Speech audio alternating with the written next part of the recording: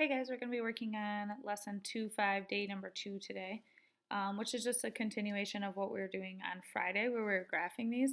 The only difference that you're going to see today is that all of your equations don't have y by themselves. So right now, if you look at number 1, number 2, and number 3 is not that type of problem, but with all of those, the y is not by themselves yet. So basically, here's the deal with these. In order to graph the inequality like we were doing on Friday, your equation has to look like this. Y and then some symbol right here. It could be a less than or a greater than or whatever. But then you have to have your mx plus b in order to do this. So right now, our y is not by itself. So you can see that where y is in the equation or the inequality, it's just not alone. So what you need to do first in all of these equations is get y by itself. So I want you to just make a little note to yourself over to the side here that says get y alone first. All right, once y is alone, it's going to be exactly like what we're doing on Friday. So first thing you're going to do to get y by itself here is minus the 2x over to the other side. When you do that, the 2x's will be gone. You'll still have the 3y. You'll still have that greater than or equal to sign. And I like to have my x piece first, so I'm going to write the negative 2x part of this first, and then the positive 6 that was over on that side already. From there, to get y by itself, the 3 is smushed next to y, so to get rid of that, I need to divide everything by 3. Now, when I multiply or divide by a negative number, I have to flip my sign. But in this one, I did not. I just divided by 3. So it's going to be y. My symbol is going to stay a greater than or equal to. And then the way to write this out is just to do negative 2/3 x plus, and then 6 divided by 3 is 2. Using this, now you can graph this fairly easily, especially if you were here on Friday. So this number right here all by itself is going to be your starting point. That means on the y-axis, I'm going to go over here and go up to 2, and that's going to be my very first point. From there, I use my slope, and my slope is always what's next to x. My slope is negative. That means I'm going to be going down. My top number was 2, but then I'm going to run to the right still, even though it's a negative. That negative, I already gave it to the 2 by saying I was going down. So down 2, right 3. And that's from my starting point. So from my starting point, I'm going to go down 2, right 3, down 2, right 3 again, down 2, right 3 again. And remember that you guys want to cross your entire graph with your dots so that your shading can be accurate. So I'm going to go back to my starting point and then go up 2 and left 3, and then up 2 and left 3 again, and up 2 and left 3 again. From there, before you draw your line, always look at your symbol right there. And my symbol is has the equal to line under it. That tells me it's going to be a solid line on the graph. So I can go ahead and connect my dots with a nice solid straight line. That same symbol also tells me whether I should be shading above or below. That symbol is a greater than sign, which tells me that I need to shade above my line. So I'm going to take my highlighter and I'm going to shade above the line right here. And there we go. There's my graph. Everything that you shade is considered a solution. So any point that's in that shaded area is a solution. Anything that's in the white part of the graph that's left unshaded is not a possible solution. So here's another one where we're going to be getting y by itself first. So if we take a look here, to get this y by itself, I would have to minus 3x over to the other side. And that would get the 3x's out of there. I still have a negative 4y, a greater than, and like I said, I like my x piece first, so I'm going to write negative 3x, and that's a plus 12, positive 12. From there, I have to get y alone. The negative 4 is smushed there, so I need to divide everything by negative 4. When you multiply or divide by a negative, though, you have to remember to flip your sign here because it's going to change where your shading is. So it not only affects your answer, as far as the equation goes, but it also affects your answer as far as the graph goes. So you really have to be careful that you do flip when you need to. It's still going to be y on the left. My symbol right here is going to switch to be a less than sign. Negative 3/4 over negative 3/4. The negatives cancel out, so that's just 3/4 x. And then 12 divided by negative 4 would equal a negative 3, so minus 3. So there's my line in slope-intercept form, which is now relatively easy to graph. My start point is negative 3 this time, so that means on my graph I'm going to go down to negative 3 on the y-axis, and that's going to be my first point. From there I use my slope. My slope is positive 3/4, which means go up 3, and then you're going to go right 4. So from my starting dot, up 3, right 4, up 3, right 4, and again I'm going to go back to my starting point and go backwards, so down 3 and left 4, down 3 and left 4. Again, be careful when you connect your dots because you do need to look at your symbol, and it's actually the final symbol that you look at, not the one that we started with. Okay, your final symbol. It does not have the equal to line underneath, which means it's going to be a dotted line when I go to connect these. So I'm going to use a dotted line to connect my points on my graph.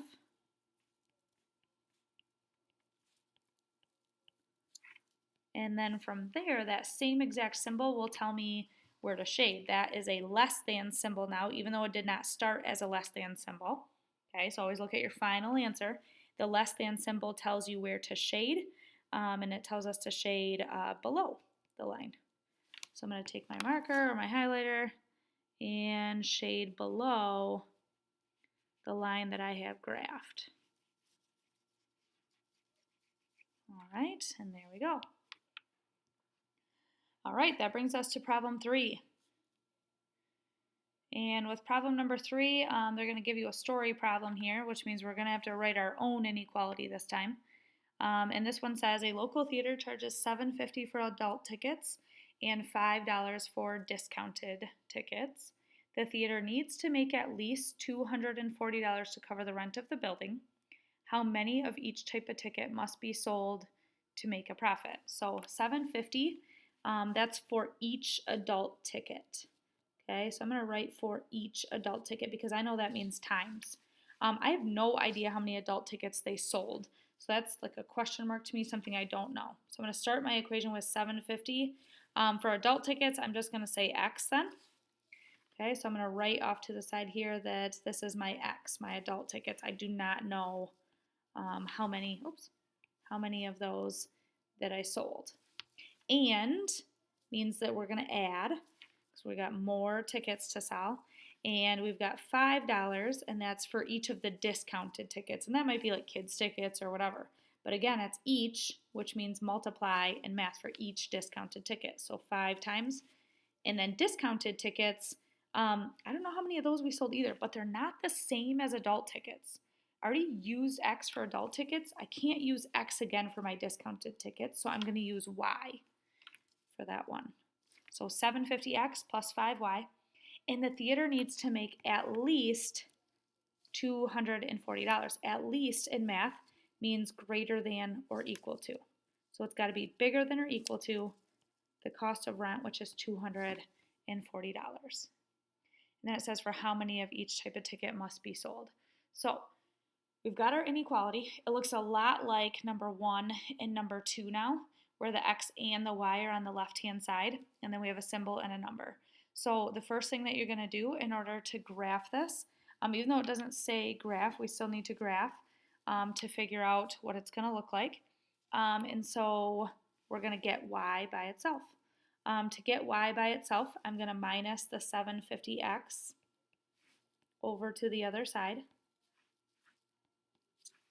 That gets that out of there. That leaves me with 5Y is greater than or equal to, and I like my X part first, so I'm going to write negative 750X and the plus 240 at the end there.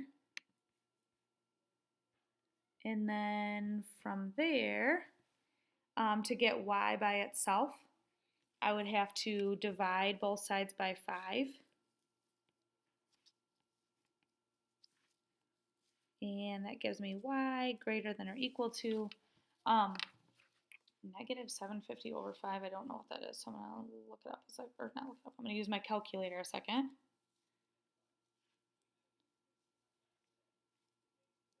And that's minus 150 x, and then 240 divided by 5 is plus 48. Okay. So for that, it says we could go, well, it says how many of each type of ticket must be sold. That's your answers, that's your solutions. So we could go ahead and graph this off to the side here. Even though there's not a graph, we can still graph this. So my x's, that's my discount tickets. So if I think about this, I could do, let's see, I'm going to start my graph up at 48 because that's my start point. So that means that my y has to at least go up to 48. So I'm going to count by tens on my y-axis. And I'm going to do 10, 20, 30, 40, up to 50. And then my start point would be at 48, so it'd be about right here. Okay. And then from there, I would go, use my slope. My slope is negative 150. That means go down 1.5 and go right 1, because that's the same as putting that over 1, which is kind of tough to graph. But if we're going to do this, I'm just going to kind of estimate and go down 150 and over 1 a couple of times. My graph is not going to be perfect, but I get an idea there. My symbol is a greater than or equal to sign. That's why I did a solid line. And then my shading for greater than or equal to is going to be above my line, so it's going to be over there. So it's kind of hard to tell, but there's a ton of solutions because what I shade is my solutions. So if I think about this, in order to, it says how many of each type must be sold. And if you look at the stuff that I shaded here, if I look at the stuff that I shaded here, all of this stuff is possible answers to that. So there's not like a one direct answer for this, but my intercepts, which sit right here and right here, wherever it would hit that x-axis, those two spots are kind of like, well, I at least need to sell this many adult tickets and this many discount tickets. Okay, that's like I at least have to do that. And so to figure out those spots, to figure out our intercepts from that graph, one of them is really obvious, okay, because we know where it hits the y-axis, that spot right there, that was our starting point, that was that number 48. So our y-intercept is 48, and remember that your y stood for up here your discounted tickets. So I'm going to say that for my discount tickets, I at least have to sell 48 of those, okay, at a minimum. Okay, it says how many of each type must be sold, at least 48 tickets.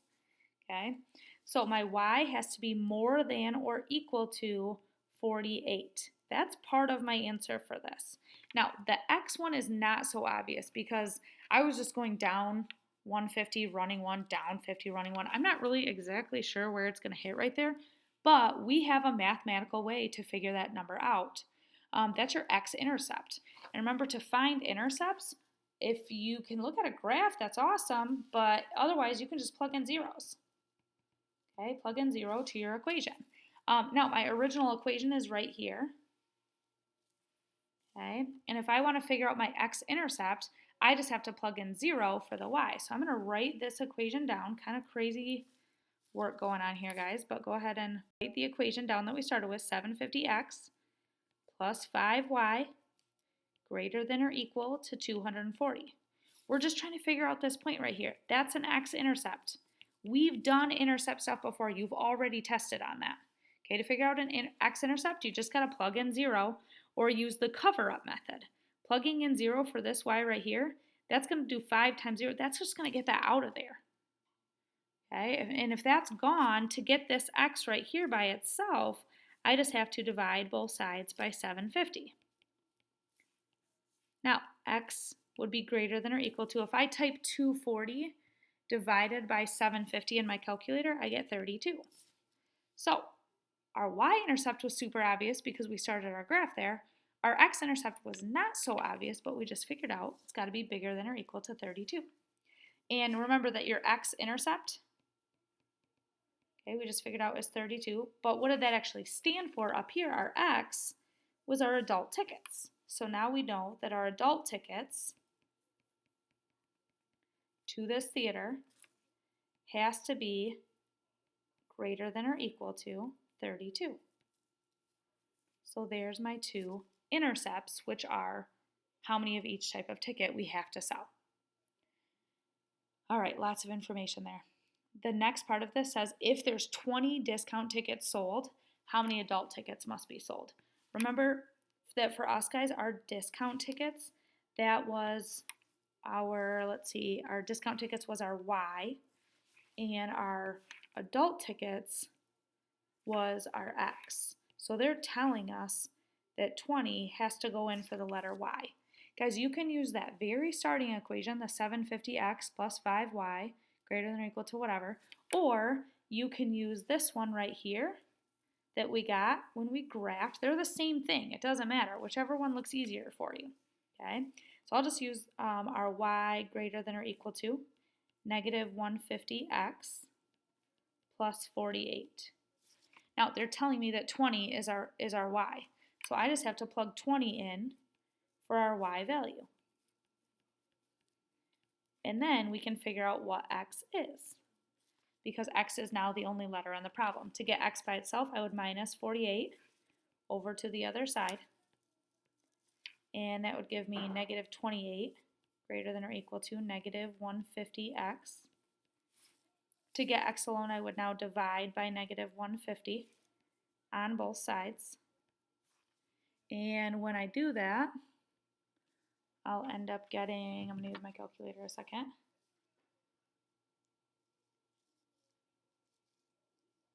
I get 18.67 repeating, so 18.6 repeating. And I did multiply or divide by a negative right here, so remember whenever we do that, we got to flip our sign. All right, now I actually don't like my letter on that side anyway, so I'm going to do another switch here where I move my letter. X must be greater than or equal to 18.6 repeating. Now, we're talking about adult tickets, and I can't sell 0.6 of a ticket, but it's got to be greater than or equal to 18.6. It's got to be bigger than that. I'm going to round up here to X must be greater than or equal to 19 tickets. So if they sell 20 discount tickets, they have to sell at least or greater than or equal to 19 adult tickets. All right, guys, that's going to be it for notes today, and I will see you guys back tomorrow.